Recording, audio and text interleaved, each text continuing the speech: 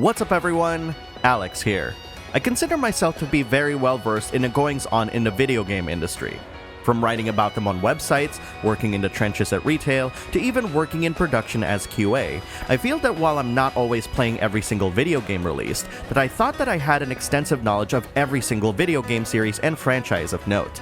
This year has of course proven me wrong, with the discovery of multiple series that have been around for many years, and ultimately serving me a good dose of humble pie.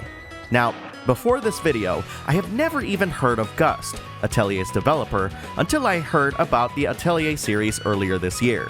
While Dynasty Warriors, Dead or Alive, Nioh, and Romance of the Three Kingdoms, probably one of my favorite in-depth strategy series of all time, enjoy widespread attention, I've certainly never heard of Atelier.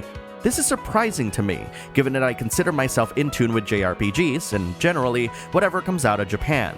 So, after this thoughtful admission of guilt, in a renewed vigor due to the discovery of a brand new series I haven't played in all my 40 plus years on this earth, I'm here to answer a simple question. What is Atelier Ryza? Generally speaking, the Atelier games typically feature stories that aren't so obsessed with world-ending disasters, phenomena, cataclysms, and the like. Instead, Atelier games are often focused on coming-of-age storylines, and an increased focus on crafting and gathering gameplay in addition to the requisite RPG elements that you'd expect from the genre. Alchemy is often a distinguished feature for the series, with a cute spin of course. Atelier Ryza is the latest game in the Atelier series, developed by Gust of course, and published by Koei Tecmo, and releasing, get ready for this, October 29th, 2019. Yep, just a few weeks away. What separates Atelier Ryza from the rest of the games in the series is its brand new combat system, a huge departure from the usual turn-based combat system that the series has had this whole time. This time, Atelier Ryza features a unique hybrid, real-time, turn-based battle system. Now before you panic, it's not exactly what it sounds like, and it can get quite confusing. So pause this video, grab a cup of coffee or beverage, hit play, then listen up.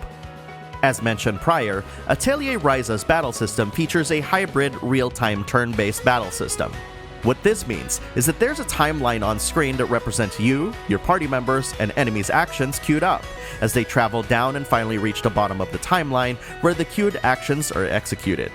This is different from other similar battle systems in that the actions queued in the timeline don't actually stop moving when you gain control of your selected character. When this happens, you have the option to use your regular attacks, abilities, items, or move around the battlefield. While you can switch which character you control, your party members are AI controlled by default. You can control the AI's actions by setting the character's behavior between one of two modes.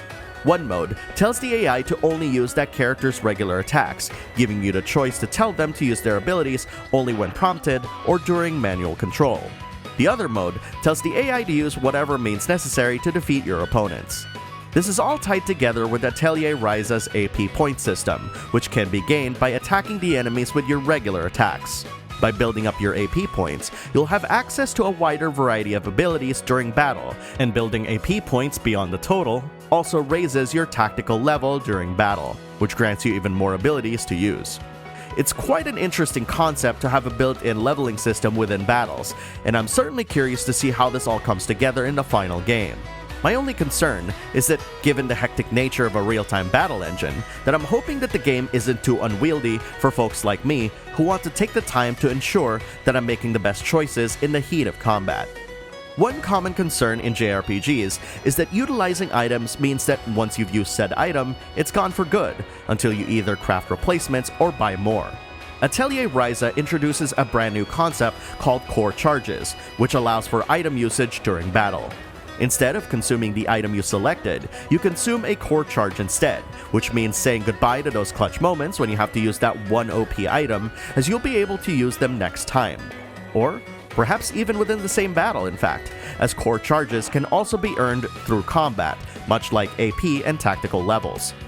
Apart from not having to worry about item consumption, Atelier Ryza also features a revamped synthesis system that potentially makes it easy for players to understand what it is they're creating, even further simplifying the kinds of ingredients you'll be needing. For example, if your recipe requires an insect, you can just hunt for any type of insect, and you can utilize it as an ingredient for said recipe. Naturally, certain alterations, such as elements, will alter the end product, but these changes demonstrate how the developers have made synthesis into a much more organic experience as opposed to creating a huge shopping list for players who are less interested in the whole process. If this all sounds great to you so far, then you're probably thinking what I'm also thinking. Atelier Ryza seems to be a great game for new players, and with the kinds of changes they've made, it might turn out to be the best game in this long-running series. At any rate, what do you think of all this? Are you going to give Atelier Ryza a shot? Post your thoughts in the comments below, and let's talk about it. Special thanks to PC Mag for all the info. Thanks for watching, and have a great gaming week.